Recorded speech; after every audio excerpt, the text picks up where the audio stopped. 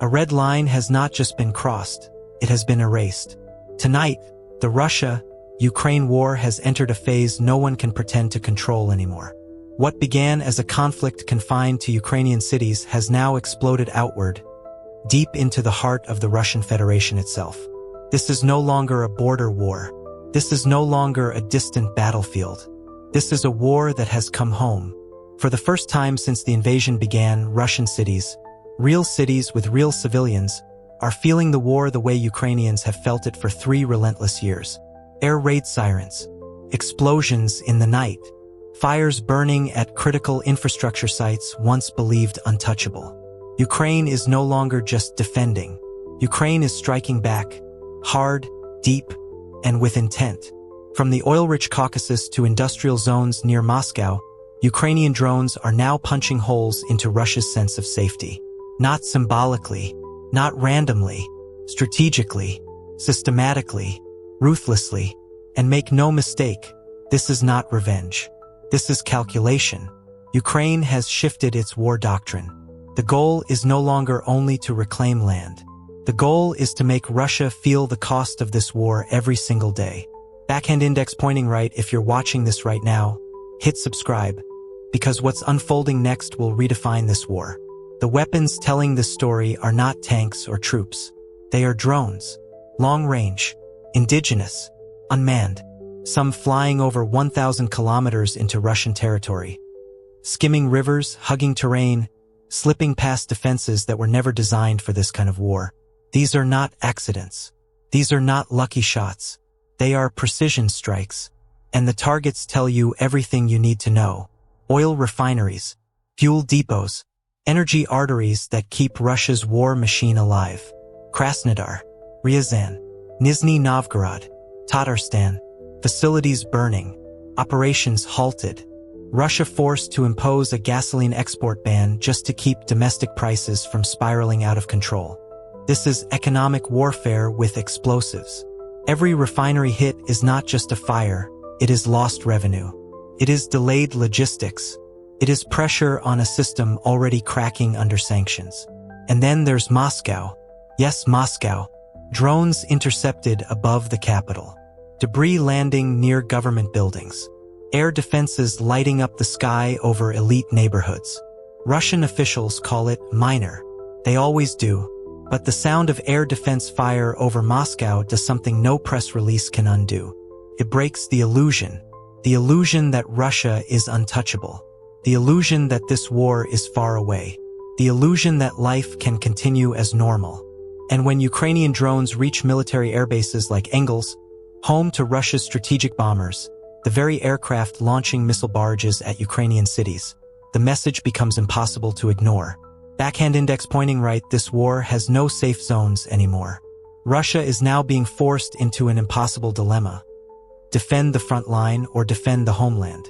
Every advanced air defense system pulled back to protect refineries and cities is one less shield over occupied territory. Every $1 million interceptor fired at a cheap drone is a loss Russia cannot sustain forever. This is asymmetric warfare, and it's working. For 2 years, Russia struck Ukraine from the safety of its own airspace. Missiles launched, drones sent, cities blacked out.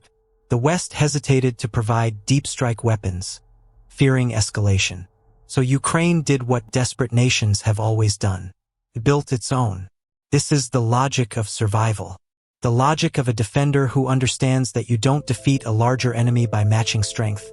You defeat them by raising the cost of aggression until it becomes unbearable. Stay with this video because the political consequences are already unfolding. Inside Russia, the narrative is cracking. State media can't keep up. First, silence. Then denial. Then exaggerated claims of dozens of drones shot down. But burned refineries don't lie. Fuel shortages don't lie. And neither does fear.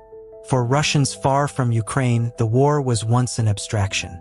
Now it has a sound, a smell, a shadow overhead. This does not spark mass protest, repression is too strong. But it creates something far more dangerous for the Kremlin. Quiet doubt, persistent anxiety, eroding trust. The social contract, stability in exchange for obedience, is under strain. And internationally, the reaction is just as fractured. Publicly, Western governments say they do not support strikes inside Russia. Privately, there is understanding, and in some cases, approval. Russia's oil capacity being degraded aligns perfectly with Western goals of limiting Moscow's war revenue. This creates a dangerous gray zone. Ukraine opérate. The West looks away. Russia rages. Moscow accuses NATO of coordination, calls the strikes terrorism, uses them to justify even harsher attacks on Ukrainian cities. Non-aligned de nations gros unisie. Calls for ceasefires grow louder, even if they favor Russia. China signals concern. Diplomacy shrinks. Backhand index pointing right, and the economic shockwaves are spreading far beyond the battlefield. With refining capacity offline, global fuel markets feel it. Diesel prices fluctuate. Energy security calculations shift. Ukraine, once seen only as a recipient of aid, is now an unexpected player in global energy geopolitics. This campaign is not about body counts. It is about systemic degradation, draining resources, stretching defenses, bleeding revenue. Experts agree. This is a textbook case of low-cost weapons inflicting high-value damage. And it's only accelerating. Russia will fortify. Ukraine will adapt. Swarm tactics, greater range, bigger payloads. The biggest wild card? Western policy. If restrictions on weapons like ATACMS or F-16s are lifted, the scale of this war changes overnight. And Moscow has made it clear that would not go unanswered. Backhand index pointing right, this is the most dangerous phase yet. The front line is no longer a map. It is the sky. The goal for Kyiv is clear. Convince Russia that this war will never be contained, that aggression always comes back. But this is a gamble. One that could force negotiations or trigger catastrophic escalation. The war is not ending.